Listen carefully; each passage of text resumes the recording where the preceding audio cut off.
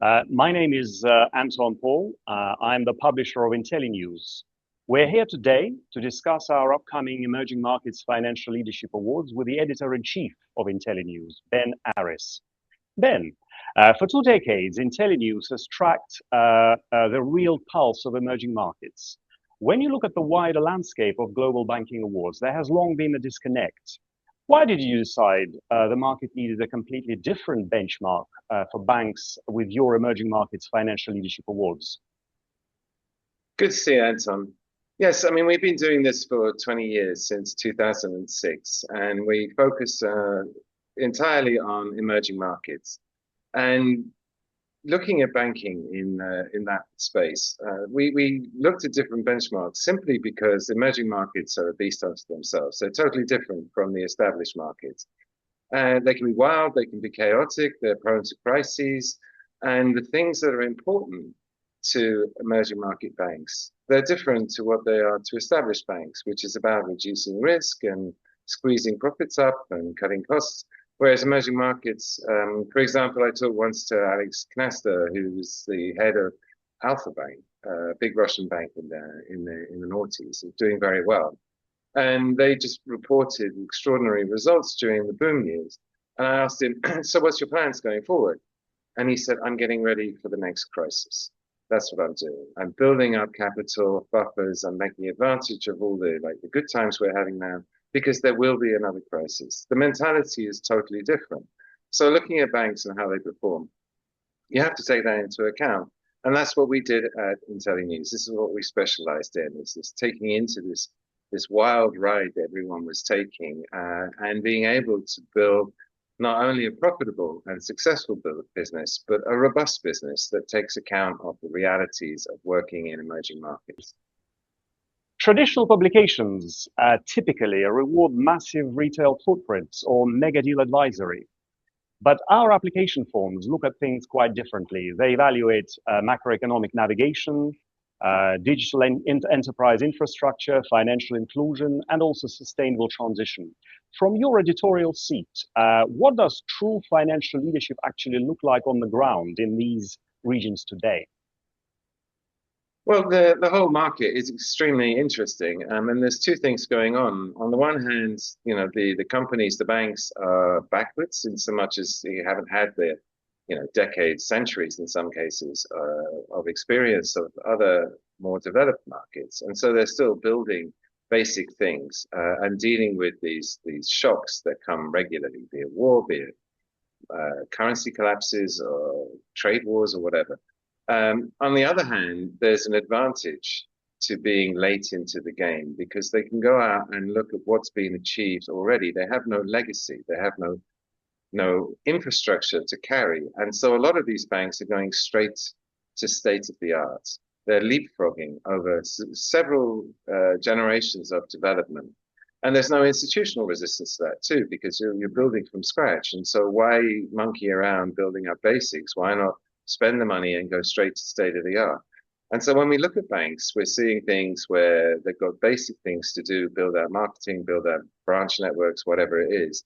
And they're doing really exciting things, like with basically turning into fintechs, if you like, and introducing AI customer service, which is hooked into local language translation that can deal with 5 different dialects at once, and do things like organize a mortgage in a day. And not only do that, but make the transaction, approve the loan, and register the property in your name, which is what's going on in Uzbekistan, which is leagues ahead of anything that we've seen in the West.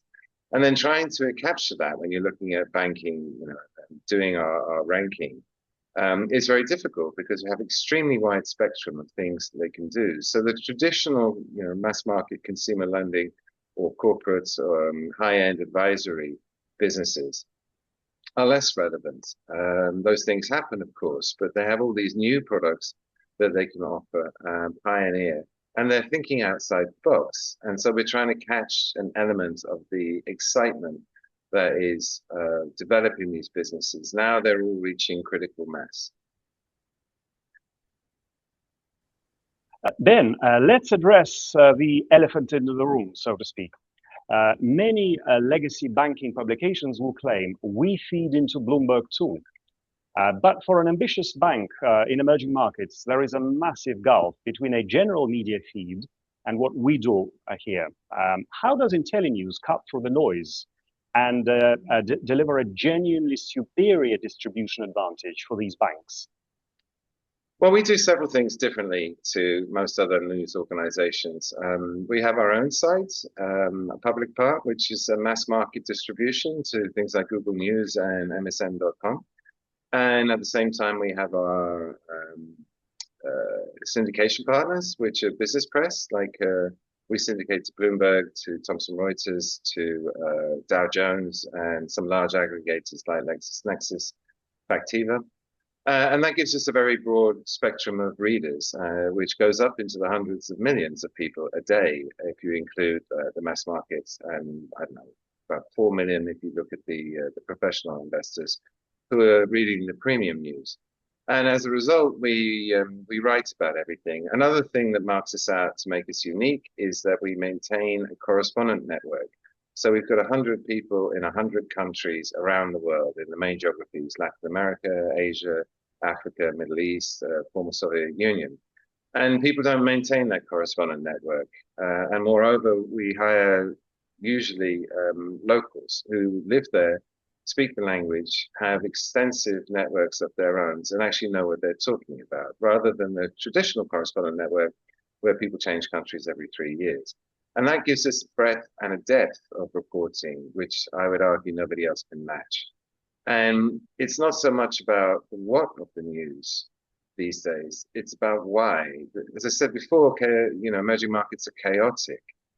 And if there's a scandal or a new appointment or some nepotistic, shenanigans going on, you need to know who these people are, but you need to know where it's come from and how we got to this point. And that's the added value, the in-depth reporting, the background, the context, the why of the news that we do, as opposed to just the what. In a developed market, the what is enough because, company bank reports results profits have gone up by 5%, fine. But in our case, it's important, like, where do those profits come from? Put that into macroeconomic context, put it into a political context, put it into a market context with the history. And that's actually the story. And that's what we deal with. So we, in our Emerging Markets Financial Leadership Awards, we have 5 categories. The main category is the country category, but also there are 4 specialist categories: leadership in financial inclusion, leadership in banking for good, leadership in digital transformation, and also leadership in sustainable finance. Yeah, I want to comment on the leadership for good. It's probably the most interesting and relevant to emerging market banking. What that is a sort of ESG topic where we take into account people who are proactively funding things like green projects, green bonds, that sort of thing. And also the social aspect of it, because the societies in these countries are very diverse, and they're still emerging. They have like a wide spectrum of incomes, and providing banking services, particularly to farmers, to small businesses. These are key because they're not just about doing business. This is about developing the economy and making the assets, the money, that's the capital that's in the country, work effectively for people. And so you're transforming people's lives by providing them with effective services. For example, I just came back from Uzbekistan, and they're one of the leading companies in the country, TBC, has introduced short-term credit for buying groceries. And they tend to go to the bazaar, they'll buy for a whole month, and that puts a strain on household cash flows. But now these people have an opportunity to go and do their monthly shopping at the bazaar, stock up with sacks of rice and what have you, but then spread the cost of paying for it over the rest of the month. And this has transformed people's lives. It's given them a certain certainty. It's given them more choice when they go shopping. And it's that kind of idea that you don't find that kind of problem in the West. And so there's no solution for it. And this way, the banks are playing a proactive role in helping people improve their lives in a very hands-on way. Ben, with the submission deadline fast approaching on the 14th of September, What is your final message to CEOs, CFOs, and heads of strategy in banks across our regions who want their real economy achievements recognized on the global stage? What is your message? Fill out the form and send it in. You should participate. I mean, we've been doing this for 20 years. We run bank awards in the past, but the reason, or one of the reasons why we're restarting it is that we're arguing that emerging markets have reached a critical mass, that we're now into a new era, a post-Pax Americana, where emerging markets are coming to the fore, and not only have they caught up, but in several areas, and banking is one of them, they're starting to overtake their peers and do new things. And we track this story closely in our content every day. But we want, with the Banking Awards, to actually put a flag in, a benchmark, so that we can measure this going forward. And the interest from the outside is growing. I mean, it used to be that 80% of the global financial business was basically North Atlantic between New York and London, and that's no longer true.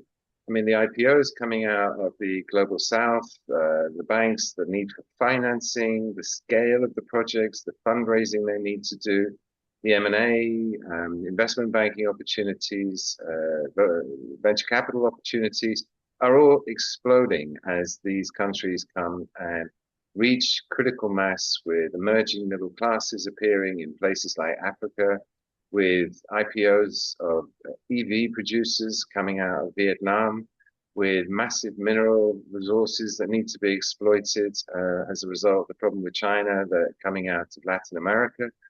All of this has now reached a critical mass, and it's a new world. And we're already seeing that in the change in our readerships, preferences for articles, the reporting we're doing, and the stories that we're writing about.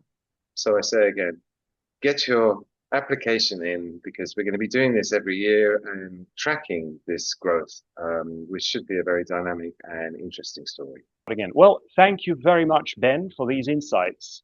Well, if you're a bank and if you would like to participate free of charge, please visit our website, intellinews.com/banking awards, download the entry forms and follow the instructions. And we look forward to welcoming you at the awards ceremony in the end of this year.